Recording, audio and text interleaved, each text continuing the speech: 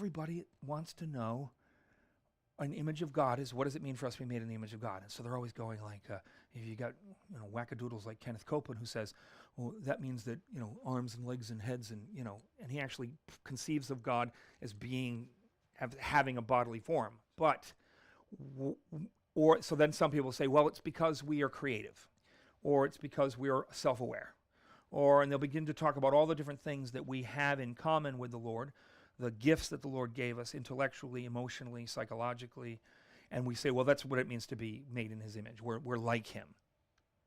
And yet, in a pagan context, what's an image?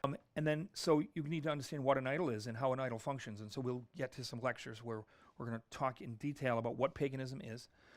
If you get all your views on paganism from reading the Bible, you're not going to get a full picture of paganism. Isaiah actually writes comedy routines, mocking. He has a couple of them in his prophecy, mocking the pagans for their entire conception of God and the world.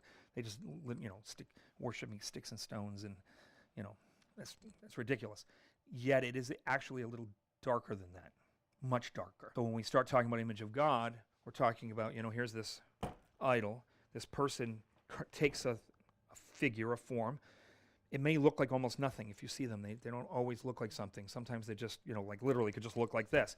The thing that makes it an idol is that they do incantations over it with the purpose of opening. They actually call it the opening of the mouth of the idol, where you do an incantation in which you invite the god, which Paul says is demonic spirits.